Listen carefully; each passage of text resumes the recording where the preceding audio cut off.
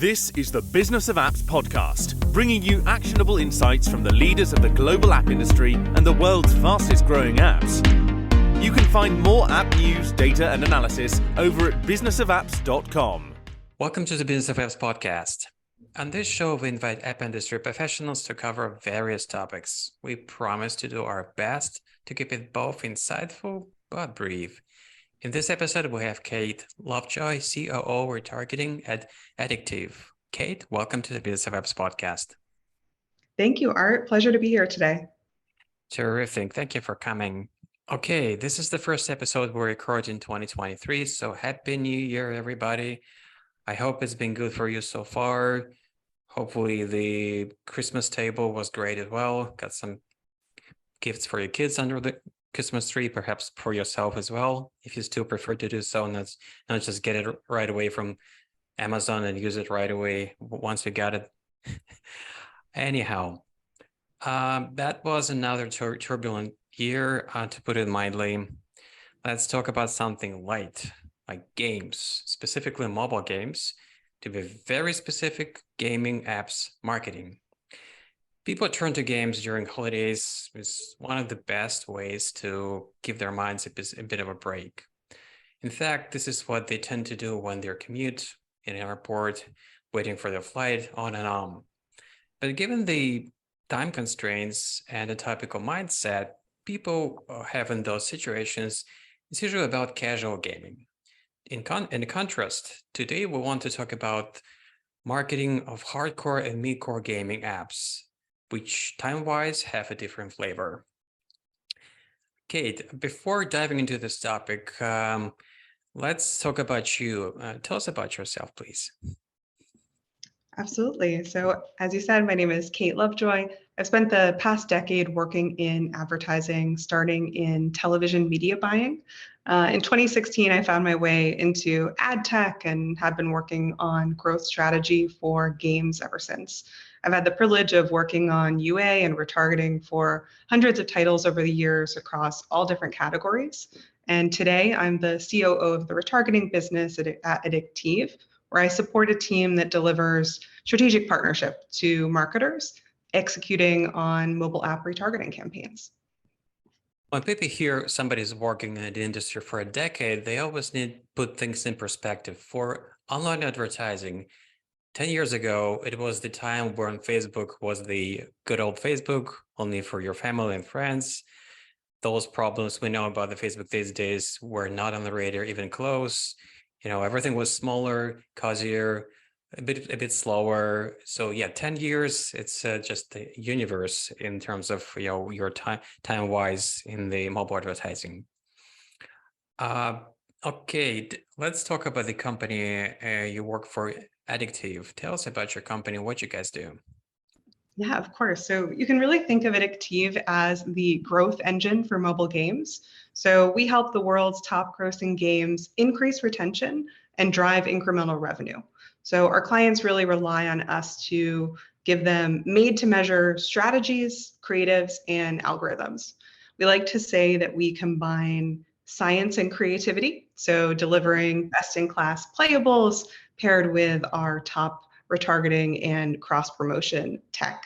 Another differentiator for us is we really believe in creating a unique strategy for each client based on their in-app data and user behavior. And all of that process really starts before campaigns even go live. We have 90 employees located in Paris, New York, and San Francisco.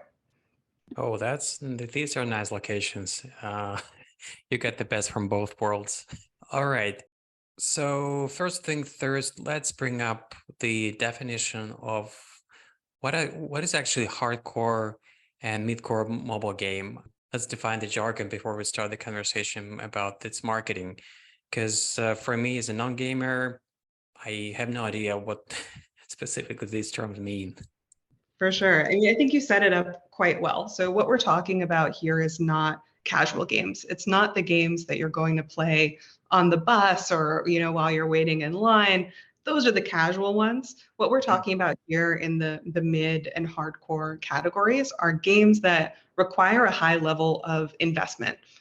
So games that require an investment of your time, an investment of money that users are playing in really an intensive way. So it might be a shooter game, it might be a multiplayer game quite often. These games with more complexity to them, essentially. Since we're talking about different audience for these games, let's talk about audience segmentation. When it comes to targeting, what hardcore and mid-core game users should have marketers be focused on? And perhaps you have some data to back up your insight about this. Sure, it's a great question. So really, retargeting can help, throughout the funnel, but really what you want to focus on primarily and first off is on targeting your payers.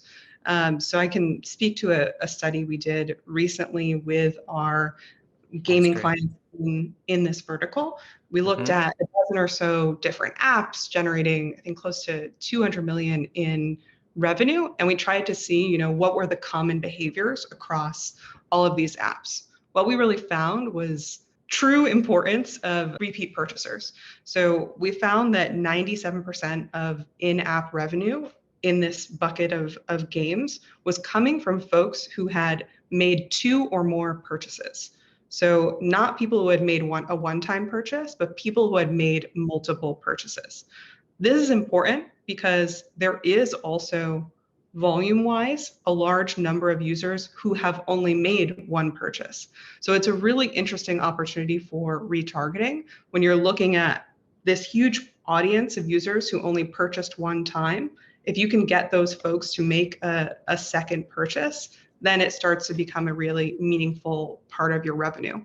So all that to say, when it comes to defining your audiences for this type of game, I highly suggest focusing on, one, converting those first time purchasers into two-time purchasers, and hopefully 2, 3, 4, 5, many times more. Right. Years ago, when I was in the marketing agency, I remember the term whale for somebody who's spending a lot for a mobile game. Is this term still being used? Absolutely. And that's what we recommend you go after. The first strategy I was just describing there is about creating whales, so getting more users to exhibit whale behavior.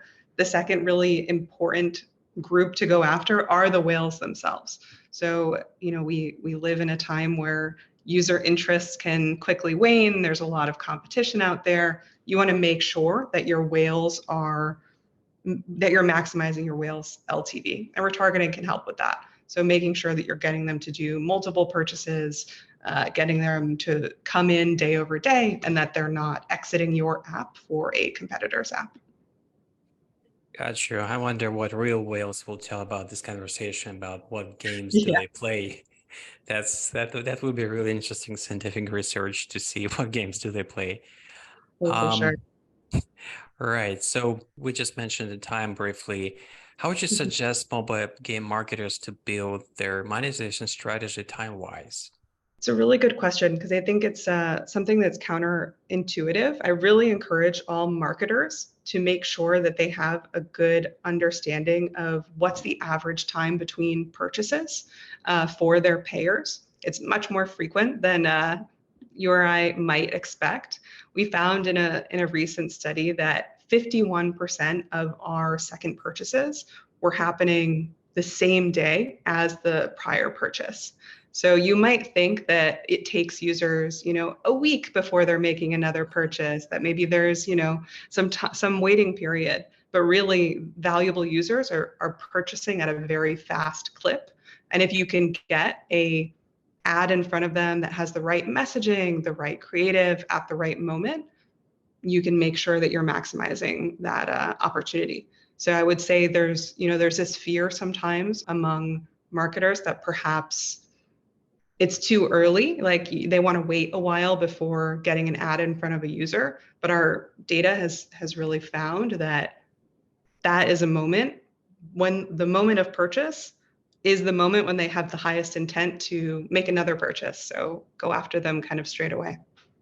Right. So it feels like if they are into games, and specifically this one, which is the subject, given the average pace we have, how many pieces of information are floating in our heads on a daily basis. If you really like something and you're into games, most likely, and your data is actually picking up, will be investing into this game the same day when your interest is in its peak, right? Exactly. Exactly. Okay, next up is our KPIs, key performance indicators. There's three letters we all hopefully will love and have don't have nightmares every once in a while. What are the ones hardcore and mid-core game marketers should be focused on? Yeah. So my recommendation here is really to have two things that you're looking at. One is a ROAS, day plus 7, day plus 30, something like that to kind of measure performance in the day to day. Looking at your return on ad spend, always important. But then the second important part with retargeting specifically is to really make sure that you're measuring incrementality. So you want to make sure that you have a way to prove that you're going after the right audience, that you're not cannibalizing activity that would have happened already. And you want to have a really good understanding of what that looks like. And at Adikteev, we do that for every campaign we run. We have this incrementality testing, and we do that based on intent to treat. So basically, we have a holdout group for all of our campaigns. Those folks are not exposed to ads. We compare the organic behavior of that holdout group versus those who are allowed to be exposed to ads. And then you can see what's the true impact of my retargeting efforts. Am I going after the right audience? Answering those kinds of questions. So really, I recommend kind of two goals to monitor the success of your campaign: your standard, day plus 7 ROAS, and this incrementality component. Now, Kate, perhaps you have some key takeaways for app marketers when they finish listening to this podcast episode, something that will stick in their minds and will help them to, work on their projects on a daily basis. For sure. So, I think there's a lot you can do with creative publishers that we didn't get into today for sure. But I think what's really most important when you're starting out with retargeting is your foundation. So who are you targeting and how are you going to measure the results? So four things I would recommend here. First is identify the traits of your most valuable users, look at the funnel and see where you have the biggest targetable audience who is also showing high intent signals. Those are the folks you're going to want to go after. Second thing would be to test the audiences that we've seen work time and time again for other games in your vertical. So in this case, when we're talking about mid and hardcore, it's really all about maximizing the revenue from your active and lapsed payers and converting first-time purchasers to second-time purchasers. You're going to look at a moment of high intent for maximum impact. And then lastly, really just make sure you have that appropriate KPI and measurement in place, including a solution for incrementality testing and one that you can verify on your side. Great. And actually, you brought up this topic of incrementality, and I think I've got a really nice metaphor, which kind of resonates with your company name. Incrementality, think about it like when you're 3D printing something, the another way of saying 3D printing is additive manufacturing. So putting a layer by layer something on top of each other layer to build your business to make it sustainable. And the way to go through this process is by small incrementals. There's no way you can go by leaps and bounds in app industry these days. Now, Kate, I think since you've been, like you've said, you've been in a decade in advertising business, is there something that you would really like to change, looking back in all those years? I have to say more women's voices amplified. We've made a ton of progress, but that's something that I'm very passionate about. If you're hosting a panel or sharing content, I suggest everyone to think about how you can get a diversity of backgrounds represented. Some of my favorite voices in gaming with really incredible thought leadership. Janie Parasini at Dapper Labs, Sophie Vo at Savage Games, and the founder of Rise and Play, Leanne Loom at Netflix. They're all putting out incredible content. So definitely recommend checking out what they have out there. Overall, we've made a lot of progress as an industry, but I'd love to, see more of that thought leadership continue to be amplified. Absolutely. Think about it. We've got 8 billion people on this planet, and more than 50% of these people are women. Like, it's no brainer. We need to have more women in tech, like in every industry, in business in general. Absolutely. Okay, that was the first part of the show, and I've got a small second part. This is the time when I get a chance to ask a few quick questions to every guest on the show, so people who are listening to us know them better. Here we go. What smartphone do you have now? Have you been switching between these two giants or staying one side all the time? I've stuck with iOS. I just got the iPhone Pro Max 14, so it's a great Congrats. upgrade. It's working well. Great. Okay, and you've been staying, like, never looked at the Android side. No, I had a BlackBerry for a while before smartphone, but then strictly iOS. All right, which leads me to my next question. What was your first mobile phone before the iPhone era? It was a Sidekick.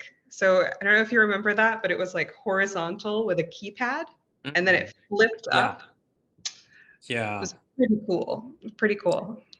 I do remember that one. Okay, back to reality, back to present. If you left your home and your iPhone is still sitting on your coffee table or something, what would be the most missing feature when you realize your smartphone is not in your pocket? Oh, I mean, I'd miss my phone terribly. I think the key though would be music and navigation.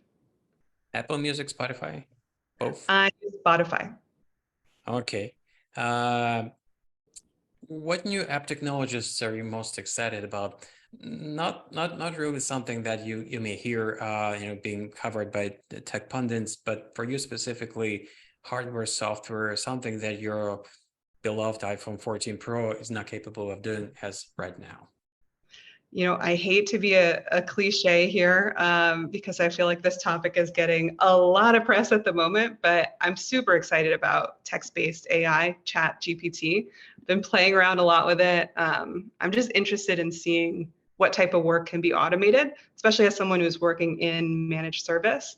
I love the idea of figuring out things that we can give to the robot so that my team can work on, more the most interesting problems. So following that all pretty closely. Exactly. You have to know your quote unquote enemy really well. Make sure you realize he or she, I don't know, probably it's just doesn't have a gender. AI will not capable to take your work away. So you have to use it as a tool, not a replacement to you as the workforce. Exactly.